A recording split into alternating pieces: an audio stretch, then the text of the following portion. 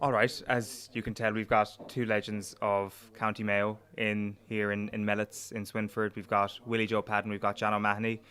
Is this a regular occurrence for you? Is this the first time that you've come together for a cup of coffee, or am I third wheeling it here in a friendship that's always existing over the last little while? I look at when you obviously I got involved when I was managed Mayo. The biggest game in our lives, I suppose, was at that time was the '89 semi-final against Tyrone, and we'd have kept contact.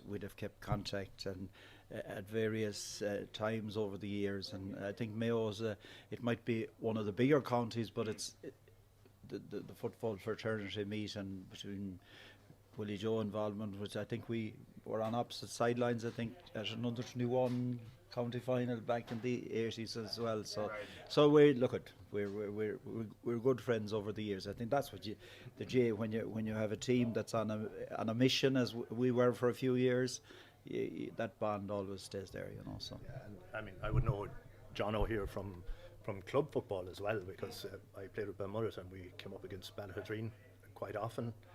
I remember him robbing me of a spot in the county semi-final. I don't know what year it was, because I was down on goal and I let this rasper fly, but John put up the hand and over the bar it went. So, needless to say, exit for Balmullet. Can we talk a little bit about the first time you meet then in a professional capacity when John is your manager? We might actually go to you first here, Willie Joe. What were your first impressions of John as county manager? Well, I mean, John O, I know, as I said, I knew him from club football and from managing and under 21. Now, I wasn't involved in the under 21 Mayo team that you managed, but the first encounter was we had a tournament game to be played over in Leeds, I think against Dublin. So, funny enough, I had been in Leeds a couple of summers before that, and I kind of knew the way around the city. So we were invited to a function to meet the mayor, I think, in City Hall. So myself and TJ and Noel Dirk and maybe Anthony Finnerty, who were saying, well, we'll get up here first and meet the mayor, and maybe that we might slip out the door then, just when there's nobody else looking. And we knew a little place to go down the street, so we said we might have a beer while the rest of the guys were coming through. So that's exactly what we did. But to our amazement, there was 5 or 6 more of our guys down there before us. So we, obviously the conversation turned to say, well, like what kind of manager, what's he going to be like lads, we just have to see here. So maybe it's the best way to start. So we all ended up in the Irish Centre anyhow up in York Road afterwards, and the rest is history. We all got on so well together, right, down to the years. What's it like being introduced to a bunch of players for the first time, John, and they're all a few pints deep? Well, look, at the context is this. I'd have to have a straight face on me, but I knew, really, what I had just been appointed a couple of weeks before that, and I decided that this had, there was no point in trying to meet up in advance of that. I decided to stay with the panel that had been there in I think it was '87 championship, and effectively, I think there was 19 or 20 players available to go. And I said, look, we'll take it from here. I always knew it was going to be in some ways it was a good opportunity to meet players in a different setting. It wasn't a championship match or a league match or whatever, so we all knew the context of it, but obviously we had to engage in on the field and off the field, but the fact that there was only 20 players, I think by Sunday morning when the game was on, it was reduced to 17 or 18, and I can remember there was a lot of, we won the match, we beat Dublin at the time, but there was trophies for the winners, so I think even the bus driver got a trophy at that stage. So and I was looking around to see if there was anyone else that we could, because there was a one or two under the weather who probably didn't make the final panel when I came back. But no, it was fine. It was light-hearted. But as I said, I was a young manager at the time. I had to be very careful and be as professional as I could. And look, there was a lot more serious stuff to come, and when that had to be done, that was done as well. So Elland Road is quite the place to have your first match as an inter-county manager. It is, yeah. We actually had one the following year as well. We played Galway. Now that the first year, I think I don't know, is it that the crowd wasn't as big as they expected, or the attraction, but we flew and we were in top hotel the first year, but I noticed that the hotel was slightly downgraded the second year, and we travelled, I think, by ferry, if I remember. Yeah, right. you're correct. Yeah, and I remember that day as well as Joe Lindsay, if you remember him from Kiltane, he was playing right, for Mayo. So on that day he scored a hat trick. So it came up years later in a quiz question, who was the last man to score a hat-trick in Elland Road, like, and Joe Lindsay. Well, these were gone down the championship or somewhere anyhow, but that's that was it. Yeah, but the standards dropped all right in the second run. Yeah. And sorry, you said you knew Leeds, did you? Were you living over there for a while, or? I was over for a couple of summers. I actually played there one summer when I was younger, so I knew the town and that, so. Was that like the sort of modern American football or American Gaelic football sort of summer? Like, did you get scouted to play semi-professionally over there, sort of thing? Was it? Well, it wasn't semi-professionally. No, it was just going for the summer. When the club got, now I was very, very young. Now I was about 18, I think, or 19. Right. But when we got knocked out of the championship, to be quite honest, I shouldn't have been there at all playing. But it was one of those things that happened. And what was like playing in England in the 80s? Like, Gaelic football is like a relatively interesting thing. Was there any sense at all? Maybe maybe some sort of distaste at all from the English public that this was happening, or anyone around Leeds? No, well, you see, really, it was the Irish diaspora there, and that's where most of the crowd would have come. But because it was in Elland Road, it have got a fair bit of publicity and stuff, and negative publicity. Not really. I mean, the mayor had Irish connections, so basically, and I think it was actually funded. I think, or part of it by the council itself. It was maybe an effort to integrate, relationships between the Irish community in Leeds with the people there and whatever. So it was perfect for us, and it was perfect for them, and they were very happy with it. The fact that they actually did it a second year was. It's not usual to have those kind of things repeated, but it was. So there was a good reasoning behind it, and I suppose it was like at that time, any trip away for a team, especially it was usually held before the season started. Right. So it was a good way of if you like, a bonding session as well, where the hair was going to be let down a little bit and all of that. So it fitted the bill, let's put it like that. How important were those bonding sessions, Willie Joe? Whether it was good sessions out and abroad, or whether it was at home after, I don't know, a good Connacht championship win or something like that. But how important were those nights in terms of bonding your team?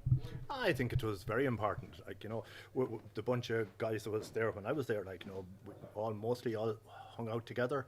And, after a game, you might go and have a few beers, especially maybe league football, not so much in championship, as John would tell you.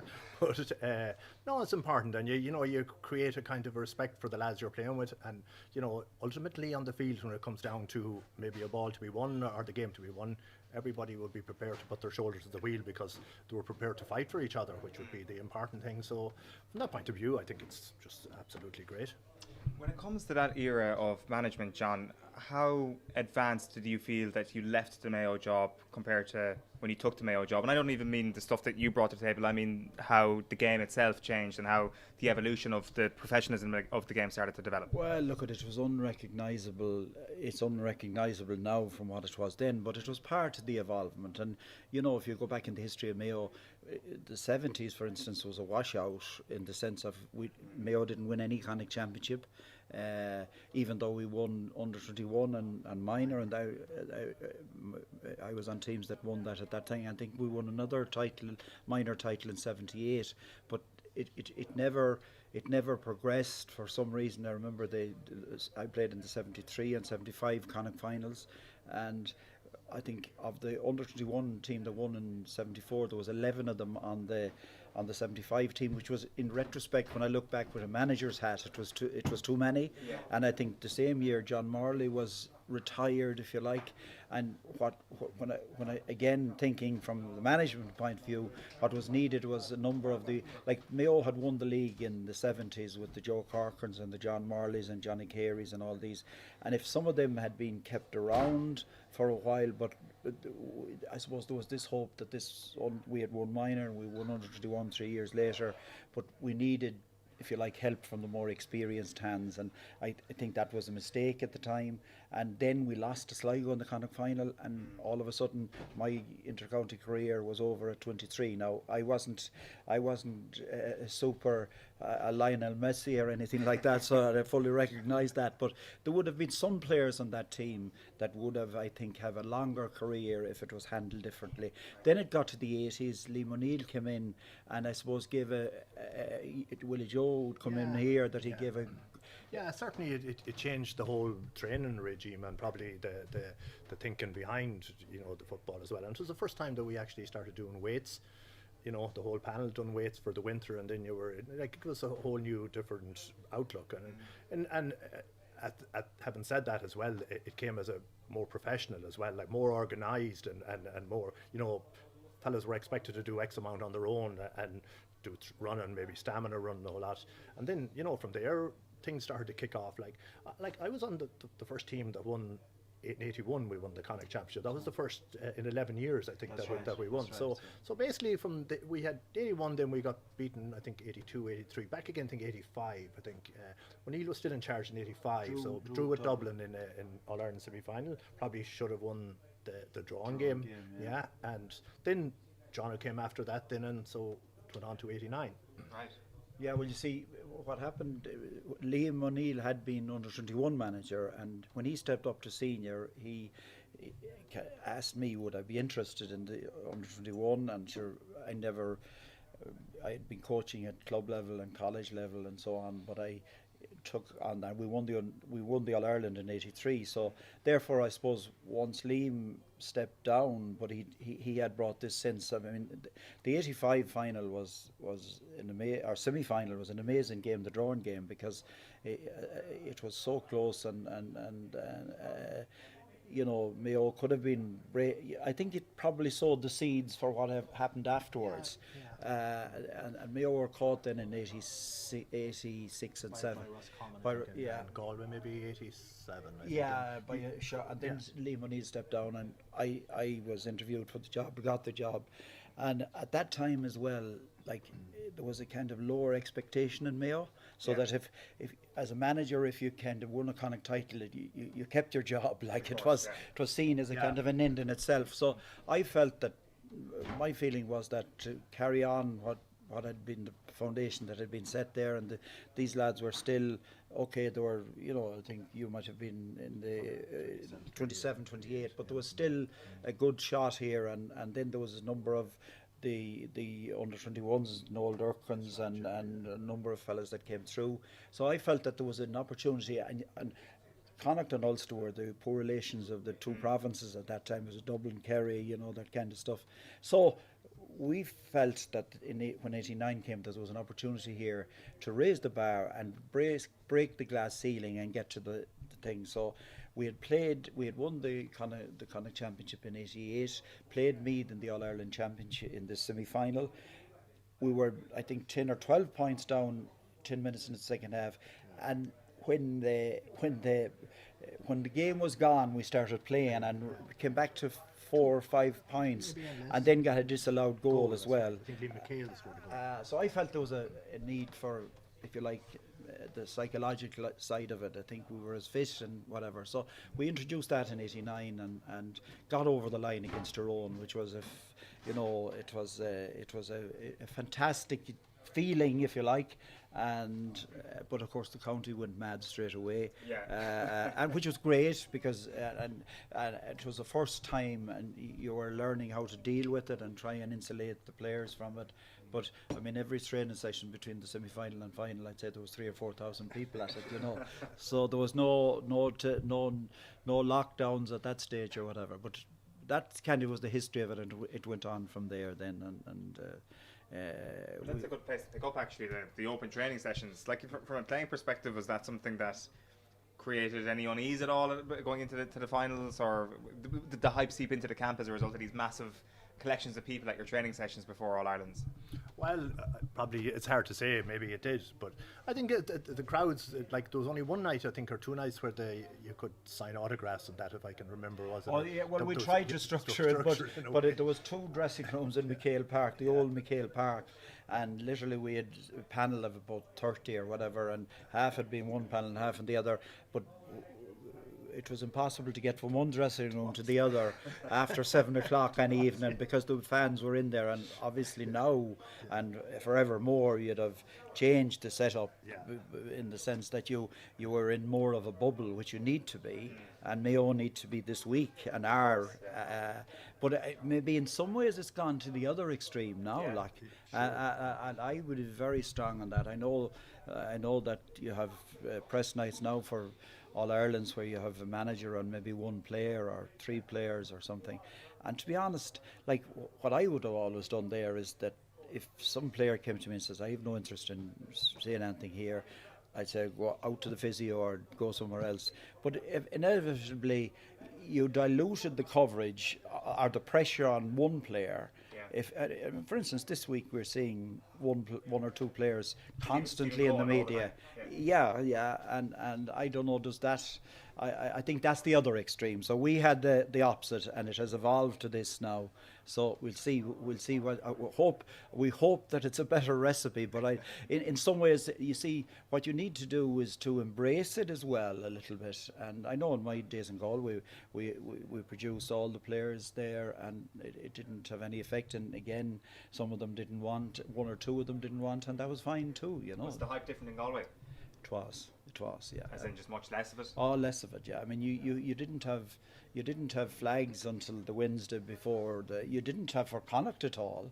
And on houses and jerseys and so on. You had none of that until the Wednesday before the final, and it was just building up nicely then. And obviously all the hype was after the game, which is an ideal way to have it. But like you see, I think the difference maybe in Galway is you have hurling and football, and camogie and all the rest of it, and there's always some team in an All Ireland final. So it's a different scene, really, you know. Different. Probably the fact as well, maybe the hurlers mightn't want to see the footballers win it. Like well, there might be a certain amount of that. There would be a tendency of that, but I always equated the expectancy in the county. Like for instance, in Leitrim, there'd be very little or no expectancy, and we had to deal with that as well. But the Churchgate collection for the training fund would be before the first round, right. Whereas in Mayo it wouldn't happen maybe until the Connacht final or afterwards. Whereas in Galway there was no fundraising at all until between the semi-final and final. So it kind of gave you the level of what there's a coping mechanism was maybe better in that sense. Yeah. From your perspective, Willie Joe, if we look at it over a period of time rather than geography, what have you noticed in terms of the build-up now compared to when you were a player? I think, well, in comparison to my time, there was a certain amount of supporters out there, but I mean, in the last 15 years, I'd say the young people that's gone into the GAA and involved in, all around the county, it's amazing. Like, you see every young kid going around now with a Mayo jersey, and which is great. And I think there's way more. Well, the game has got way more publicity as well and way more advertising, and obviously the young people have latched onto it. Going back in the day, I remember going down to a league game in Castlebar maybe in early 80s, there mightn't be 300 people at it. Now if you have a league game in Castlebar, you're guaranteed 10 anyhow, 10,000. So that's a big thing. So I think it's the whole thing has changed, and the whole GAA thing, all the young ones have certainly bought into it, and fair play to them. Can we talk about Tyrone in '89 then? It's obviously going to be quite prescient this week given the opposition. It is the bandage game, Willie Joe, for people who aren't familiar.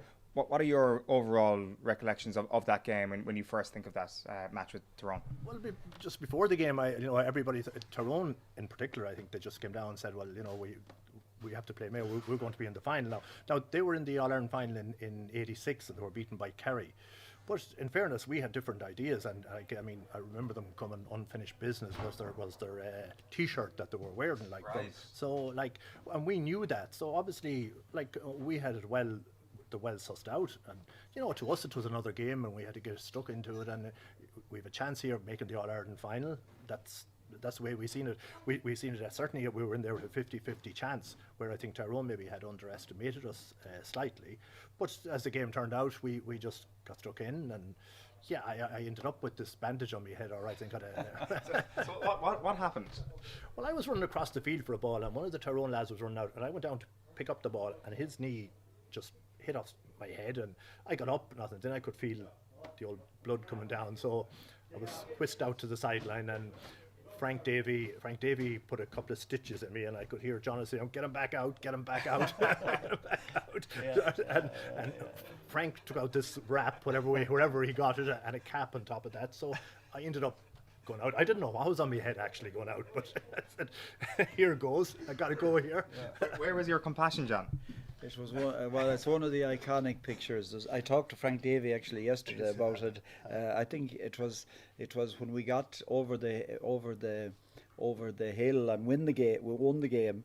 I think the fundraising started in earnest, and I think that same cap was auctioned about 20 times as the original, and I think there was a little bit more than Willie Joe's blood on it on the other ones. But it was I do remember the scene on the sideline.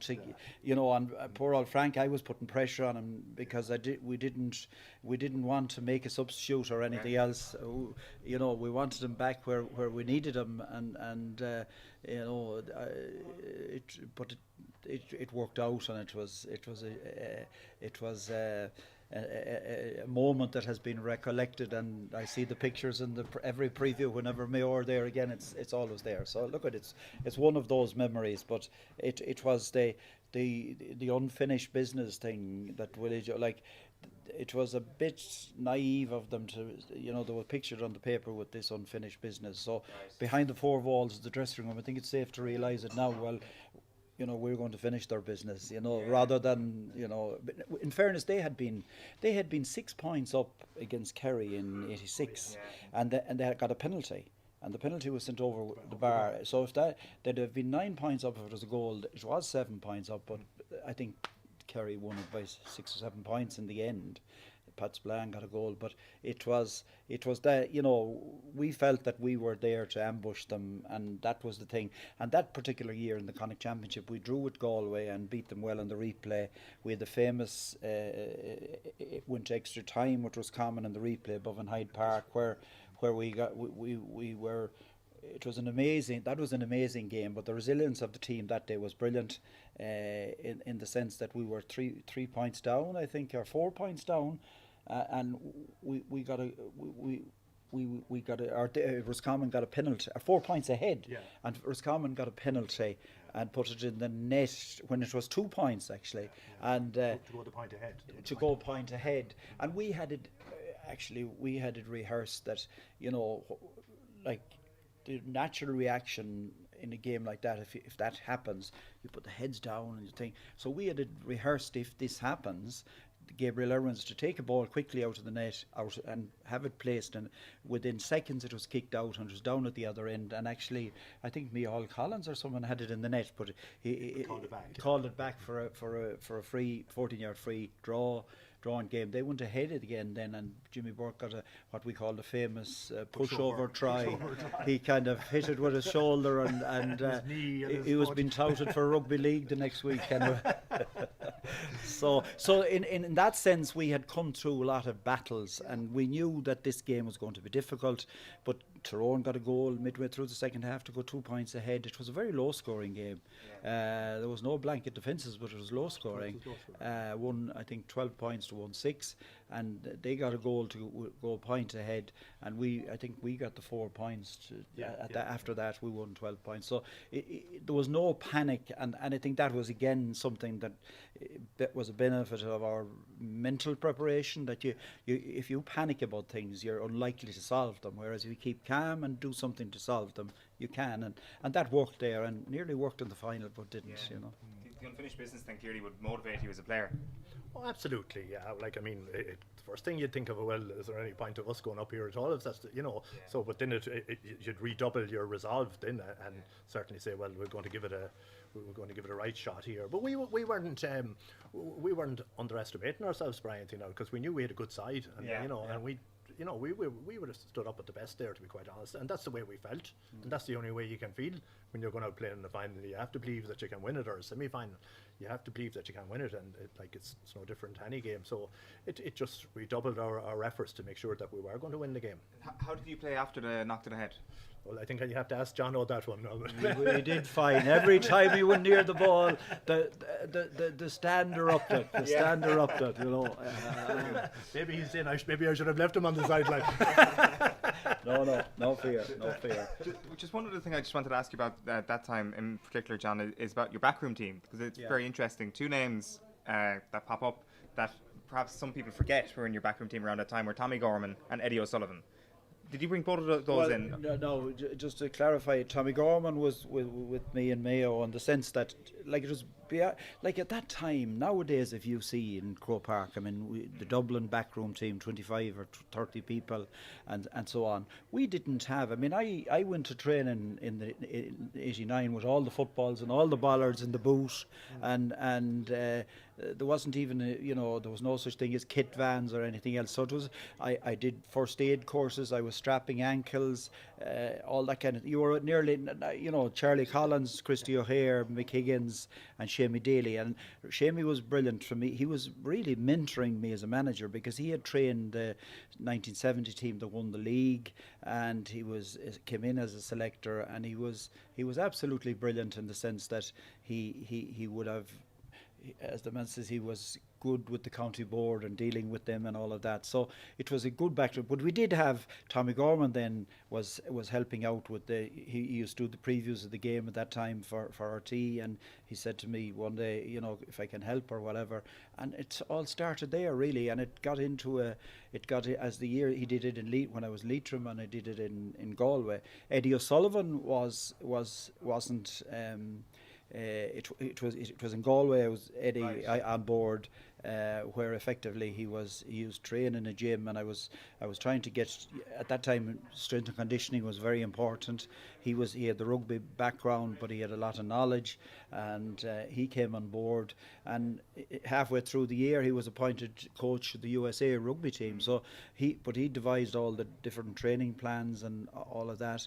So there was a lot of faxes flying between the west coast of America and during that season. So that's where but it was, in other words, you were getting people's expert advice, and I'd always have an open mind. This is about winning. It doesn't matter who gets and I'd say to the players as well, if we win, everyone is a winner in this dressing room. So it wasn't about egos or anything else. We were trying to get the unity of purpose there, and I'd be forever grateful for all the expert advice that I would have got from people, whether it was nutrition or food or whatever. We tried to lift the bar and to break the ceiling in every way we could. So all of that, and the diet sheets, and I don't know whether Willie Joe had them off by heart or not, but it was my wife, Geraldine is a home economics teacher, so she had done a lot of stuff on the food side of things. So it was all a kind of a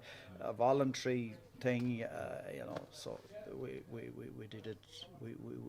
It was very enjoyable, and there was great fun in it at times, as we've alluded to, and that's what I'd hope, that fun is still there, but it's a serious business now, What sort of recipes are we talking, Willie Joe, during that era? It took me a while to get into the diet sheet, because hence I have to do the extra training down in Lack and Strand. So I said, maybe read those sheets, maybe I might have a better chance. Well, there was a tradition at the time that I remember when I was training for Mayo, like as a player. You went down after training and you got a big steak before the championship, and chips, and you were drinking Lucasade or Club Orange and Club Milks afterwards. And when I think back, I said, Jesus, we have to change this anyway. So probably when I introduced the salads and all this kind of thing, the boys thought, well, here's the county board cutting the budget. The Kerry fellas are probably on big steaks down there now. We're getting salads. There'll be lettuce coming out our ears here, But it was for a good reason. But again, those were the kind. That's the evolution, if you like, from along the way. But that's look at it. I'm happy that I introduced some things anywhere along the way that have lasted. That now you have, like the psychologist at the time, you had to keep it under the radar, because if the word got out, they'd be calling in for the people with the white coats, like, in the sense of so it was kept totally under the radar. Whereas now Caroline Corridan, Liam Morgan, or whoever, they're a vital part of any backroom team. Let's talk about this weekend then, just to finish up. Willie Joe, we'll go to you first. Are you confident, first of all, in terms of Mayo being able to dismantle this Tyrone team? Well, I think it's a 50-50 game. Now, it's great to see a final where you don't have Kerry and Dublin. Now, we've suffered at the hands of Dublin over the last number of years, but I wouldn't see it anymore as a 50-50, because, I mean, the one way you look at it is Mayo has come through a fairly difficult route, right? They played Galway, which was anybody's game, really, and then they managed to overthrow Dublin. If you look at Tyrone, they had Donegal, they had Monaghan, and then they had Kerry. They have actually put out the favourites, really, which was Kerry. So I just think that it's certainly a great opportunity for us, but it's not going to be handed to us. And knowing the way Tyrone play their game, the way they sniffed out Kerry there last week, or a couple of weeks ago, like, you just have to be, you just have to be on your guard. So the way I look at it is, for us to win it, I certainly think that we have to play the game on our terms, because if we don't, then we could come up short. And the fact, if you were to let Tyrone maybe ahead by 2 or 3 points, they're such great players that, I mean, cutting you off and smothering you out from letting you get up front. So I think there are a couple of aspects, and Mayo will probably need to get out of the blocks right away, rather than the way they've come out against Dublin or Galway either. So I think it's going to be a ding-dong affair from the word go. I think it'll be a fairly physical game as well. But I think it'll be very close. But I just hope that our lads, from the experience that they've gained in Croke Park, having said that, Tyrone were there in 2018, so that's not too far away, not too far back. But I just think that I think Mayo just could shade it by a point or two. John, having been Mayo manager relatively recently, what sort of a job has James Horan done over the last 10 years? How good a job has he done, knowing what situation the county was in when you left in your most recent time in charge? I think he's done a fantastic job, to be honest. I mean, I knew when I left in 2010, the perception was that Mayo football was at a very low ebb. But the job that I had to do between 2007 and 2010 was a different job than I had ever done before. You were taking a team that had played in some of them in 4 All-Irelands, and they were going to be breaking up, and you had to kind of stay competitive. In fact, I met James Horan a couple of years ago, and I said to him, you have to do the job now that I had to do that time. So, the Aidan O'Shea's, the Kevin McLaughlin's, I think all apart from the Killian O'Connors and a few others would have been, Lee Keegan was on a development panel at that stage. So James, did fantastic with them, but I knew that they had a quality that would take Mayo I would have thought to win. They didn't, but they went so close. And now, like, what he has done this time is he has transitioned a team in 2 years and playing in 2 All-Irelands. I mean, it's an unbelievable tribute to the talent that's there, and also to the way it has been brought forward so quickly. And I mean, if you were told, like, in advance of the year, that you wouldn't have Killian O'Connor for the year, and that, for instance, that you wouldn't have Oisin Mullen the last day, who had been such a pillar for the last 2 years, and then that Aidan O'Shea would be replaced during the match, you'd say, well, there goes our chances anyway. But, like, I talked earlier about the unity of purpose, but that was there. And I think that is really, that anything is possible now. And I think, I first of all, I think any pundit that predicts definitively this All-Ireland is talking poppycock, to be honest. I'd go so far as that. But what I would say is that the injection of confidence that will have brought beating Dublin is, you can't overestimate it. And I know when you get to an All-Ireland final, I've been involved in a fair few of them over the years, you can get the more out of players at that level because the belief systems are so high, and I think Mayo's will be high. Like, for instance, Enda Hessian, like, who's a young rookie player, played, I think, picked against Sligo, didn't play after that, or didn't start after that anyway. and would have been probably tentative enough against Sligo, came on in the Dublin game, and I knew there was a close up on as I was watching that match on television, and it wasn't fear that was in his eyes, it was let me get on there. Yeah. And I was talking to his uncles in the last couple of weeks, and I said to them, "Jesus, you must have installed jets in him," like, because I said he was going across the television, but I couldn't pick him up that because he was gone out of view. So that's what I mean, that they have a great chance. But I'd agree with Willie Joe. There's no way that I said it after the Galway game that they wouldn't, if they allowed Dublin 5 or 6 points ahead, that they wouldn't get it back. Now, as it happened, they did. But I wouldn't try it a third time because I think whoever gets that, it doesn't necessarily mean that you have to be far ahead, but I think the first 20 minutes of this game is going to be ferocious, absolutely ferocious. And if Tyrone are allowed to dictate the game, for instance, in the first quarter, the last day, your 3 full backs had scored. So it's not Mayo have not only to mind McKenna and up front Matty Donnelly and they have to. If they have to get on the front foot, but they also have to mind the way they come up. So if Mayo kind of counteract that in the early period, and not necessarily to be far ahead, it's giving them a great chance. But I think, as I said, and again, something is going to happen in this final. Always does, that you can't predict or be. I have a feeling that there'll be red cards, and I hope I'm wrong. But there'll definitely be black ones, and depending on who gets them. Now, like Joe McQuillan is reffing his 4th All-Ireland final, and it's a hugely important thing that it's going to be physical on both sides, but I think it's important that it's not dangerous or ugly, and I think that there's a fierce onus on, and I think we have seen a bit of slippage this year between the officials, to be honest, and I'd be very supportive of referees, but in some of the things that have happened, and I think I hope that doesn't become the factor that makes the difference. But I think from a team's point of view, both sides are going to have to be careful to play it physical but stay on the field. Sure. So you're going along with Willie Joe tentatively, Mayo by a slender margin? I'd be hoping they would, but I'm not, like, what I'm saying is if certain, like, I'll be very encouraged after 15 minutes if Mayo are very much in the game, taking the game to Tyrone, that Tyrone haven't dictated the play at that stage. If they have, then we're in trouble. And I think there's this automatic thing among the fans, which is great because it's not Kerry or Dublin, that automatically, it's in the bag for us now. So it doesn't work like that. You get nothing that you're entitled to. You have to earn it. And I think this present Mayo team can do that.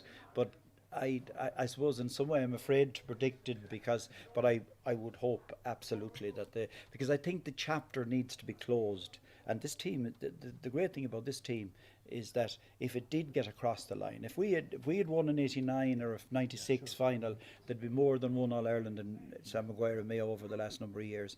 And so that's at stake as well. Now, it's the old song, to win just once will be fine for this weekend, but they're young enough to progress farther than that then. But let's take first things first and hope that the chapter is closed on this heartbreak that we've all been part of.